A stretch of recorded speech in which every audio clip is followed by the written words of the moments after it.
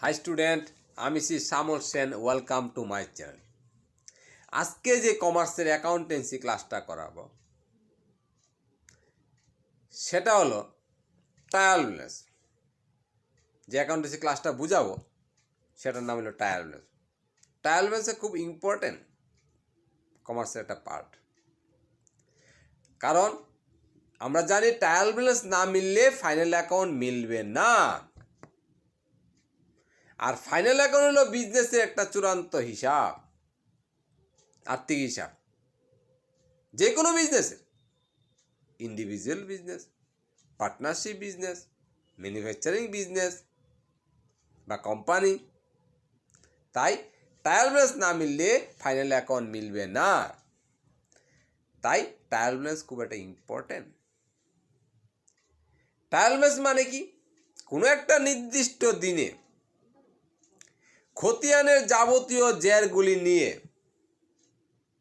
যে বিবরণী তৈরি করা হয় তাকে রেওয়া মিল বলা হয়। যে কোনো দিনে ট্রায়াল ব্যালেন্স আমরা করতে পারি। ট্রায়াল ব্যালেন্স করার কোনো নির্দিষ্ট ডেট নেই যে ট্রায়াল ব্যালেন্স 15 দিন পরে করতে হবে, 1 মাস পরে করতে হবে, 6 মাস পরে করতে হবে, এতে কোনো নির্দিষ্ট ডেট নেই। কিন্তু ট্রায়াল ব্যালেন্স অল্প সময়ের মধ্যে করলে খুব ভালো, কারণ অল্প সময়ের মধ্যে করলে যদি কোনো ভুলভাল হয় এই ভুলটাকে আমরা সংশোধন করতে সুবিধা হবে।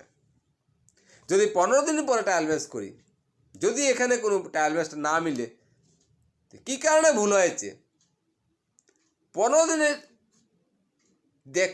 হিসাবগুলি দেখতে আমাদের সুবিধা হবে। প্রথম দেখবো কি ট্রায়াল ব্যালেন্স না মিললে কী দেখবো? প্রথম দেখবো জার্নালগুলি ঠিকভাবে এন্ট্রি দিয়েছি কি না, জার্নালের আইটেমগুলি লেজারে ঠিকভাবে এন্ট্রি দিয়েছি কি না, লেজারের আইটেমগুলি ট্রায়াল ব্যালেন্সে ঠিকভাবে তুলেছি কি না।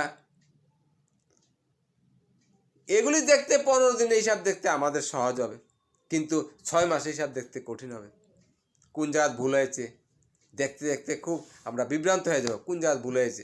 তার জন্যে অল্প দিনের মধ্যে ট্রায়াল ব্যালেন্সটা করলে আমাদের সুবিধা। তোমরা এই জায়গাটা সম্পূর্ণভাবে এই জায়গাটাকে মনোযোগ দেবে যে অল্প দিনের মধ্যে করলে ট্রায়াল ব্যালেন্সটা আমাদের সুবিধা। অল্প দিনের মধ্যে ভুল হলে কোন জায়গাটা ভুল হয়েছে আমরা ধরলে এই ভুলটাকে সংশোধন করতে পারবো। প্রথম জার্নাল থেকে লেজার দেখা গেলো, জার্নাল থেকে যে লেজার এন্ট্রি দিয়েছি ঠিক আছে, লেজার থেকে যে ট্রায়াল ব্যালেন্সে লেজার এন্ট্রিগুলি যে ট্রায়াল ব্যালেন্সে তুলেছি সবগুলি ঠিক আছে কিনা। আর এই দেখা গেল যে একটা ভুল পেয়েছি।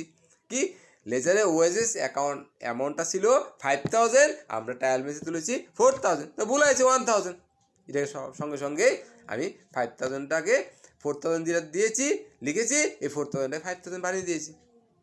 তাহলে অল্প দিনের মধ্যে করেছি, তার জন্য ভুলভালটা ধরা পড়েছে আর ভুলটাকে সংশোধন করেছি, তারপরে রেওয়া মিল মিলে গেল। তার জন্য রেওয়া মিল করার কোনো নির্দিষ্ট ডেট নেই। তার জন্য রেওয়া মিলের নিচে আমরা কি লিখি? অ্যাজন অথবা অ্যাজট, দ্যাট ইজ শিরোনাম। অ্যাজন অথবা অ্যাজেট, দ্যাট ইজ শিরোনাম। রেওয়া মিলের নিচে আমরা ফর দ্য ইয়ার এন্ডেড লিখি না কখনো, কারণ ফর দ্য ইয়ার এন্ডেড হলো বছর শেষ দিনে আমরা করি। তার জন্য রেওয়া মিলের নিচে আমরা অ্যাজেট অথবা অ্যাজন লিখি। ওকে, তাই ট্রায়াল ব্যালেন্স খুব ইম্পর্ট্যান্ট একটা কমার্সের অ্যাকাউন্টেন্সির একটা পার্ট। ট্রায়াল ব্যালেন্স না মিললে আমরা ফাইনাল অ্যাকাউন্ট মিলবে না। ফাইনাল অ্যাকাউন্ট না মিললে বিজনেসের আর্থিক হিসাব গণ্ডগোল হবে। তার জন্যই আমরা ট্রায়াল ব্যালেন্সটাকে সম্পূর্ণ আমরা ধ্যান দিয়ে করব।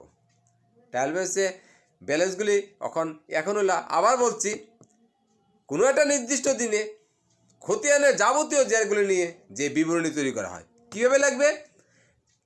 লেজারের যে ব্যালেন্সগুলি আছে, ব্যালেন্সগুলি বলতে লেজারের যে ডেবিট ব্যালেন্সগুলি আছে, যত ডেবিট ব্যালেন্সগুলি আছে, এই ডেবিট ব্যালেন্সগুলি ট্রায়াল ব্যালেন্সে ডেবিট দিকে লাগবে। লেজারের সমস্ত ক্রেডিট ব্যালেন্সগুলি আছে, যত ক্রেডিট ব্যালেন্সগুলি আছে সবটি ট্রায়াল ব্যালেন্সে ক্রেডিট দিকে তুলবে। তাই লেজারের ডেবিট ব্যালেন্সগুলি ট্রায়াল ব্যালেন্সে ডেবিট, লেজারের ক্রেডিট ব্যালেন্সগুলি ট্রায়াল ব্যালেন্সে ক্রেডিট, তাহলে ট্রায়াল ব্যালেন্সে দুই সাইড মিলে যাবে। এটাই কোনো একটা নির্দিষ্ট দিনে লেজারের সমস্ত ব্যালেন্সগুলি নিয়ে যে বিবরণী তৈরি করা হয় তাকে রে মিল বলা হয়। ওকে, বাই বাই স্টুডেন্ট।